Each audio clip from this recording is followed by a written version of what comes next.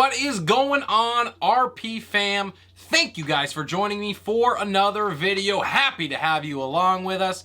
If this is your first time visiting, please consider dropping a like on the video halfway through if you're enjoying the content, and subscribing to the channel helps so very much as well. We are pushing for our first 1,000 subscribers, and by clicking that button, you can help us get there. Before we get into all the information and fun, want to offer my positive thoughts, my prayers to Damar Hamlin and his family and friends that are going through this horrible situation right now.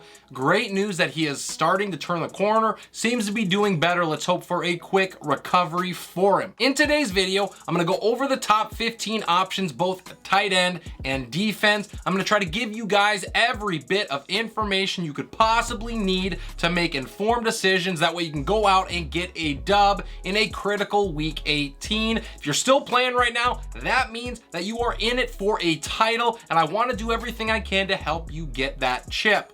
Make sure you drop any comments or questions down below. Love to be able to support you guys, and I can't do that if there is nothing down there. In case you are wondering, Relentless Press is going to continue to drop content once fantasy football season is over. I do stories across the NFL landscape. I'm also going to be covering the entirety of the NFL playoffs. So once again, subscribing will ensure that you do not miss a thing. And with that out of the way, let's hop into Week 18's tight end rankings.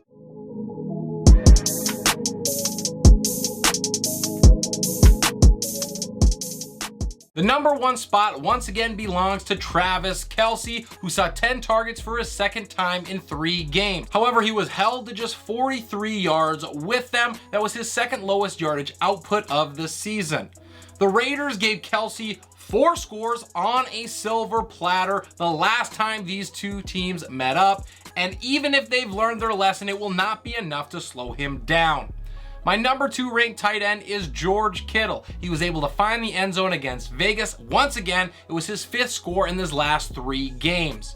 Pretty sure at this point Brock Purdy has figured it out, and it really was not that hard for him. Get Kittle the ball a lot.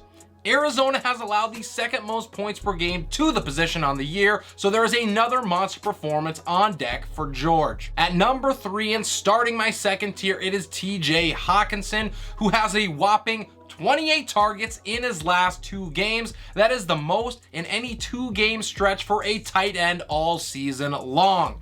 The Vikings have clearly locked him in as the number 2 passing option in this offense, and even though Chicago's matchup against tight ends is not a good one, I am betting on Hawk's season to finish strong.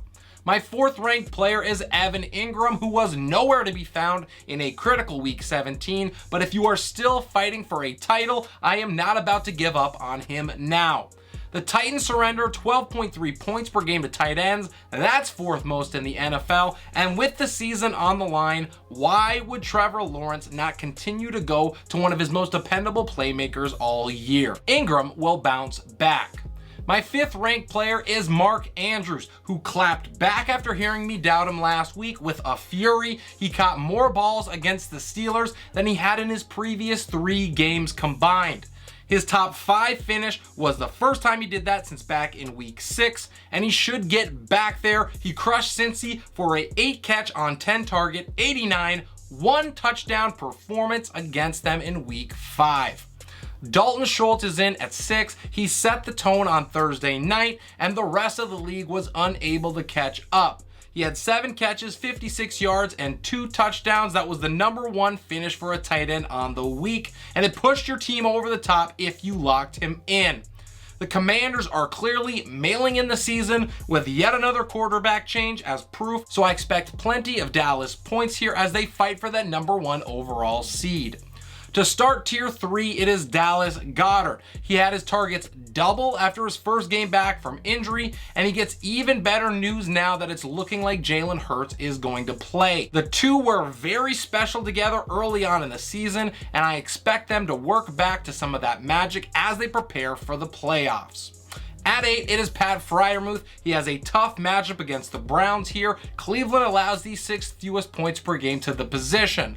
But the looks continue to come, and Freiermuth keeps doing more with them than he probably should, considering the state of this Pittsburgh offense. roll him out there with confidence.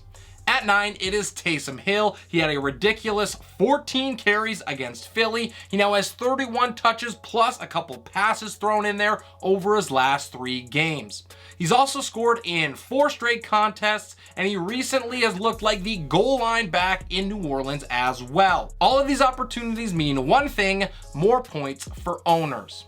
To round out my top 10, Dawson Knox sits at top tier number 4. He put up 3 top 10 finishes prior to that Cincinnati game, and he can certainly get back there against a suddenly vulnerable Patriots secondary. You are looking for tutties at the tight end position, and no one has surrendered more passing scores over their last 3 games than New England. At number 11, it is Darren Waller. He boasts 2 top 6 finishes in his last 6 games, but my concern here is the volume. Waller has 13 total targets in those games, so this type of production is not sustainable. However, playing catch up with the Chiefs, I can see more looks coming his way, so a tight end 1 finish is probably his floor. Tyler Higbee is in at 12. He was held in check a week after going off against Denver. He caught 3 balls for just 11 yards in the Battle of LA. Higbee does remain the best option in LA's passing attack, but we all know that that is not saying much. He was bottled up against this Hawks team back in week 13, but no one allows more points per game to the position for tight ends, so there is certainly reason to hope. My lucky number 13 is David Njoku. He travels to Pittsburgh and has caught just 3 of his 8 targets over his last 2 games. He's got 35 yards to show for it. He's looking like a touchdown or bust play against Pitt, and owners might need to wait until next year to see that Watson-Njoku connection blossom. At 14, I have Tyler Conklin. He stands as the only decent option for the Jets over the last 2 weeks. 10 targets, 10 catches, 114 yards will do nicely when you consider the dumpster fire offense New York has trotted out there. Miami has allowed top 3 numbers to the position this year, so Conklin could hit for owners one last time. The last tight end I have in week 18 is Kmet. He would have easily been a top 10 play if Justin Fields was at the helm, but he's going to have to settle for just making the cut because Nathan Peterman is now the starter for Chicago. I think the upside is still there because Vikings, but the floor is also terrifyingly low. A couple tight ends who just missed my rankings include Hayden Hurst against Baltimore, Juwan Johnson, he's at home against Carolina, Noah Fant against the Rams, and Gerald Everett traveling to Denver. Before we get into my defenses, great time to remind you guys, smash the like button for me if you're enjoying the content. That continues to push the channel forward and is greatly appreciated. I want to thank my current subscribers out there for continuing to support me. Thank you guys so very much. Could not and would not do it without you. Now into week 18's defenses.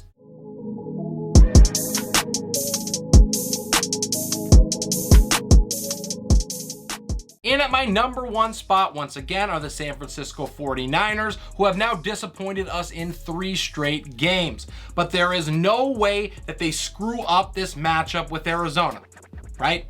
The Cardinals do not have Kyler Murray. They do not have Nuke Hopkins, so I struggle to see how they could even get to double-digit points against the league's formerly and probably still best defense. At number 2 is the Philadelphia Eagles. They're at home against a Giants team who has nothing to play for. And at 3, it's the Dallas Cowboys traveling to Washington. My 4th ranked team also sits atop tier number 2. It is the Los Angeles Chargers, who continue to make me look good, and that is really hard to do. They have posted back-to-back top 12 finishes, and they had a solid outing last week against the Rams. The Chargers have given up an average of just 11 points over their last 4 games, and they should continue to roll against a tanking Broncos squad. At number 5, it's the New York Jets on the road against Miami, and I have the Buffalo Bills at 6. They're at home against New England.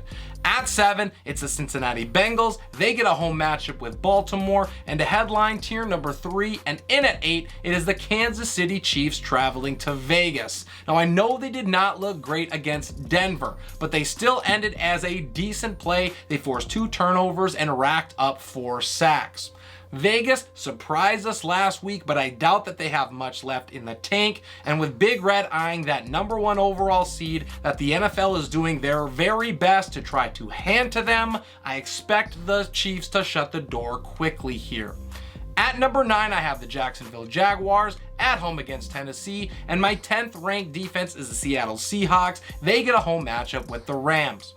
At 11, it is the Tampa Bay Bucs. They travel to Atlanta, and the 12th ranked defense I have is also at the top of tier 4. It is the Miami Dolphins against the Jets. They have been gashed in 3 straight, but the Jets looked awful on offense pretty much for the last month now, and Miami has had at least 2 sacks in 8 straight games. I don't think the Fins have a big day in them here, but they should be solid enough to help you avoid regretting putting them in your lineups. At 13, I have the Cleveland Browns. They travel to Pittsburgh to take on the Steelers, and at 14, it's the New Orleans Saints at home against Carolina.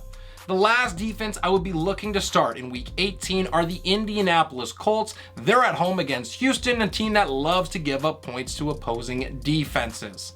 Couple of teams that just missed the cut for me include my Minnesota Vikings traveling to Chicago, the Pittsburgh Steelers at home against Cleveland, and the Houston Texans on the road against Indy. And that's everything I got for today's video. Really hope you enjoyed the content, and I hope you learned something.